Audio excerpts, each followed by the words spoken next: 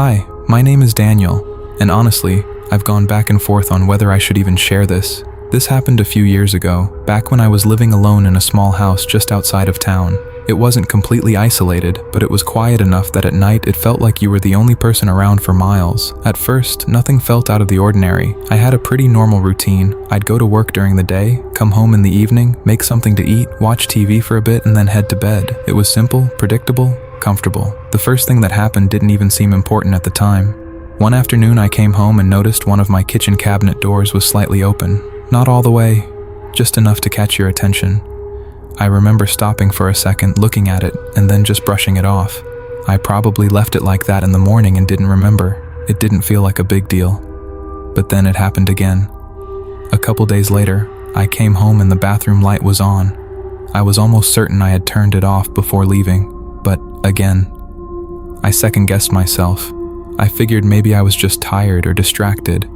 After that, it started becoming a pattern. Small things you can't really prove. My shoes not exactly where I left them, a chair slightly out of place, a door not fully closed. Nothing obvious, just enough to make you feel like something wasn't right. And the worst part was, I started questioning myself. I kept thinking maybe I was just being forgetful, maybe I was overthinking it. But deep down, it didn't feel like that. It felt like someone else had been there. About a week later, I came home earlier than usual, and the second I stepped inside, something felt off. You know that feeling when you walk into a place and it just doesn't feel empty? That's exactly what it was like. I stood there for a moment just listening. No sounds, no movement, just silence. I told myself I was being paranoid, but I still decided to check the house anyway. Living room, nothing. Kitchen, nothing. Bathroom, nothing. Then I walked into my bedroom and immediately froze. My closet door was wide open, not slightly open, not cracked, fully open. I always kept it closed, always. I just stood there staring at it, trying to come up with a reason, any reason. Then I noticed something else. One of my shirts was halfway pulled out and hanging down, like someone had been going through my clothes. That's when it hit me. I wasn't imagining things. Someone had been inside my house. I backed out of the room, grabbed my phone, and stepped outside. I called a friend and told him what was going on. He tried to calm me down, said it was probably nothing, but he still came over to check the place with me. We went through everything together, every room, every door, every window. Nothing was missing, no broken locks, no forced entry, which somehow made it worse, because it meant whoever was doing this didn't need to break in. That night, I barely slept. The next morning, before leaving for work, I decided to test something. I placed a small object right behind my front door, something subtle that would fall if the door opened. When I came back that evening, it was on the floor. At that point, there was no doubt. Someone had been inside again. I didn't even fully walk in. I just stood there, called the police, and waited outside. They came, searched the house, checked the area. Nothing. No one. No real explanation. They suggested maybe someone had a spare key, maybe an old tenant, maybe something like that. But that didn't make me feel any better, because that meant it could happen again, anytime. I stayed somewhere else that night. The next day, I went back during the afternoon just to grab some clothes. I didn't want to be there, but I needed my things. I left the front door open while I was inside. I didn't want to feel trapped. As I was packing, I kept getting this feeling, like I wasn't alone. I tried to ignore it, told myself it was just in my head, until I heard it. A soft sound from the hallway, like a footstep. I froze instantly. Slowly, I turned my head toward the door of my room, and for just a second, I saw something move, like a shadow shifting out of view, like someone had been standing right there, watching me, and stepped back the moment I noticed. I didn't check. I didn't say anything. I grabbed what I could and ran out of that house. I never went back alone again.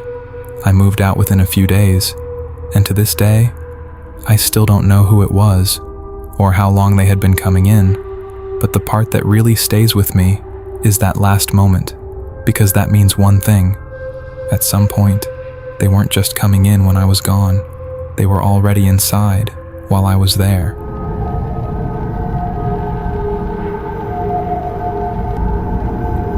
I never thought of myself as someone who'd be paranoid about being watched.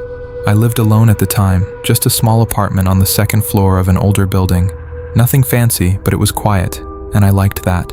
Most nights followed the same routine. I'd get home from work, make something quick to eat, maybe watch something, then head to bed. There was a streetlight right outside my window that lit up part of the parking lot. I used to leave the blinds slightly open because I liked the light coming in. It made the place feel less empty. One night, I remember getting up around 2 or 3 in the morning. I don't even know why. I just woke up, wide awake, like something had pulled me out of sleep. I sat there for a second, listening. Everything was quiet. Then I glanced toward the window. At first I didn't notice anything strange, just the usual view of the parking lot. A couple of parked cars, shadows from the trees moving slightly in the wind. But then I saw him. There was a man standing near the edge of the lot, just outside the reach of the streetlight. He wasn't moving, he was just standing there, facing my building. I remember staring for a few seconds, trying to figure out if I was imagining it. But the longer I looked, the more real it felt. He was definitely there. I told myself it was probably nothing. Maybe someone waiting for a ride, or just passing through. Still, something about it didn't sit right. I closed the blinds and went back to bed, but I didn't fall asleep for a long time after that. The next day, I almost forgot about it. Almost. That night, I got home a little later than usual. It was already dark. As I walked up the stairs to my apartment, I noticed something that made me stop. Someone was sitting on the curb across the parking lot. Same spot, same direction, facing my building. I couldn't see his face clearly, but I didn't need to. I knew it was the same person. I tried not to react. I just unlocked my door, went inside, and locked it behind me. I didn't go near the window that night, but I kept thinking about it. Why was he there again, and why was he always facing my apartment? Over the next few days, I started noticing small things. Nothing obvious, just patterns. I'd see someone standing across the street when I left for work, a figure near the corner when I came back home, always too far to clearly identify, always just watching. I started closing my blinds completely at night. I double-checked my locks. I even started parking in different spots just to see if anything would change. It didn't. If anything, it got worse. One night, I was sitting on my couch, TV on, trying to distract myself when I got this feeling again, that same feeling that had woken me up the first time, like I wasn't alone. I turned the volume down and just listened. Nothing. Then I looked at the window. I had left a small gap in the blinds without realizing it, and through that gap, I saw movement. Something shifted right outside. Close, way too close. I stood up slowly and walked toward the window, trying not to make any noise. I don't know what I expected to see, but it wasn't that.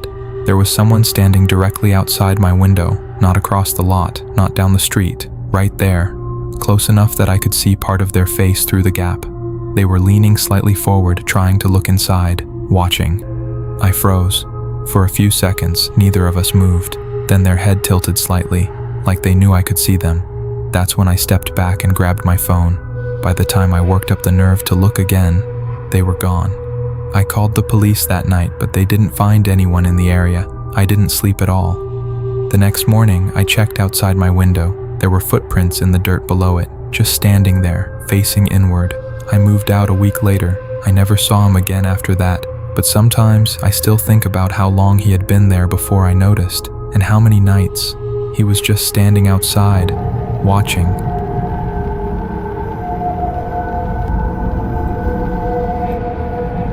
This happened a couple of years ago when I was still working closing shifts at a small retail store. I would usually get out around 10:30 p.m., sometimes later if we had to clean up or restock. The store was in a pretty quiet area, not completely isolated, but at night it felt empty. Most of the nearby businesses would already be closed, and the parking lot would be nearly dark except for a few lights.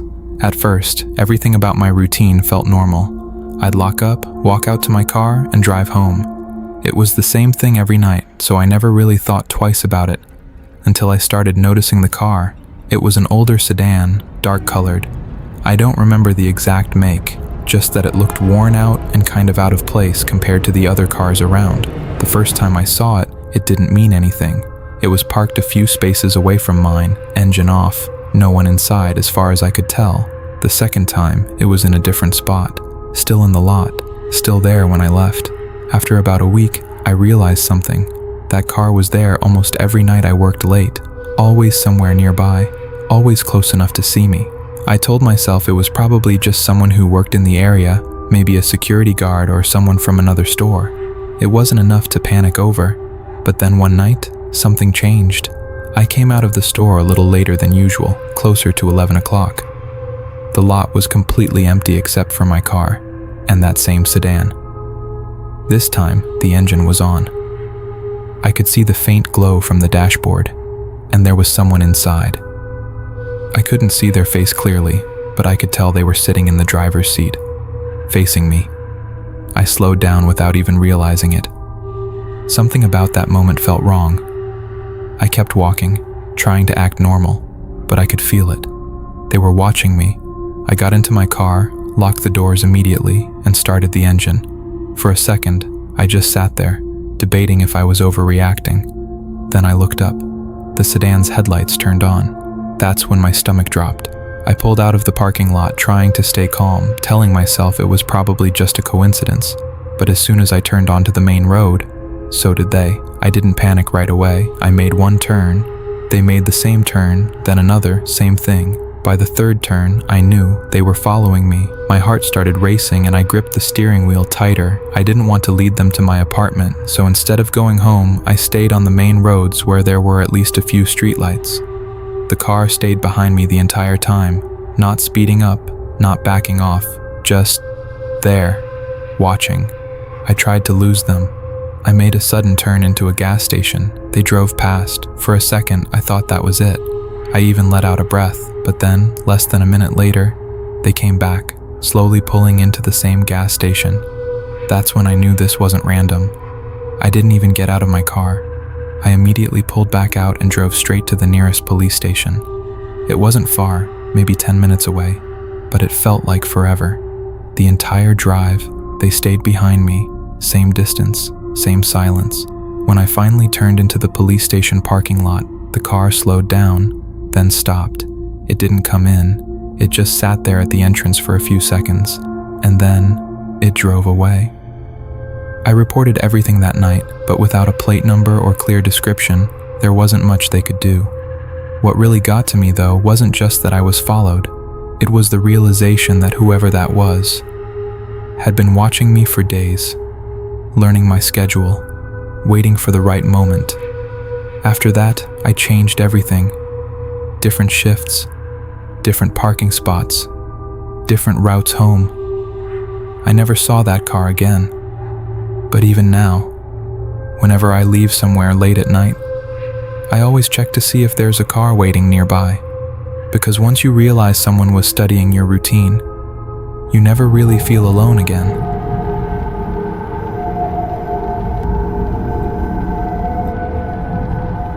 This is something that happened to me a couple of years ago, and even now, I still catch myself thinking about it late at night. At the time, I was living alone in a ground floor apartment in an older building. It wasn't the worst area, but it definitely wasn't the kind of place where you'd feel comfortable letting your guard down. My schedule was always the same. I worked late shifts, so I usually got home around midnight, sometimes a little earlier, sometimes later. One night, I got back earlier than usual. Everything felt normal. I walked in, locked the door behind me, tossed my keys on the counter, and turned on the TV just to have some background noise. After a few minutes, I went into the kitchen to grab something to drink. That's when I heard it, a very light sound coming from the front door. At first, it was so subtle that I almost ignored it, like maybe the building settling or something shifting outside. But then, it happened again, this time clearer. A slow movement on the handle, not a knock, not someone trying to force it, just someone touching it, turning it slightly, testing it.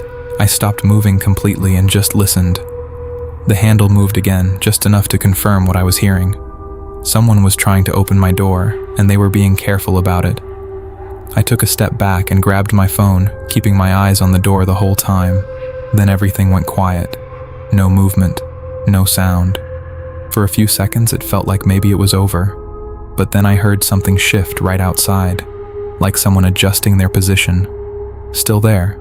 I didn't say anything. I didn't make a sound. I just stood there, waiting.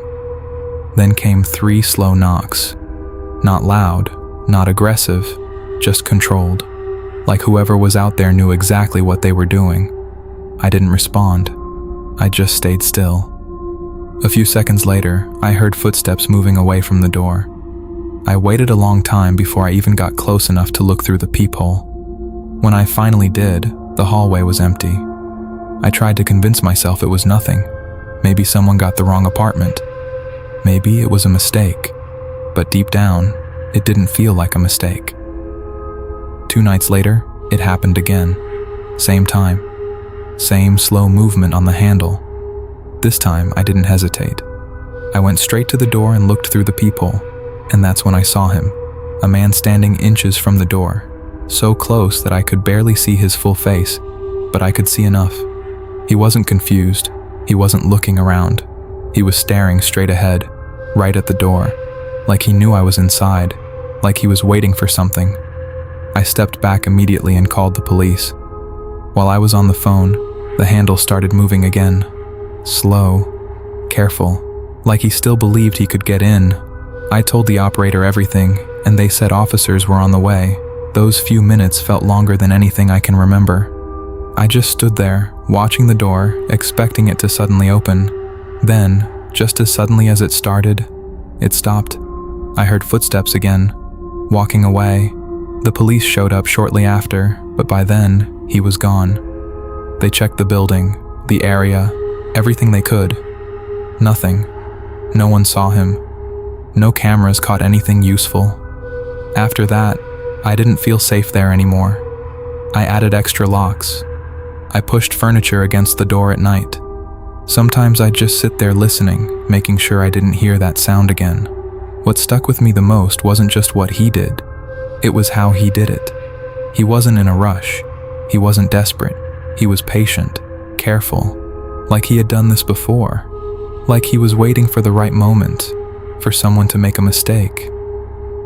I moved out not long after that. Nothing like it has happened since. But even now, if I hear a noise near my door late at night, I don't ignore it anymore.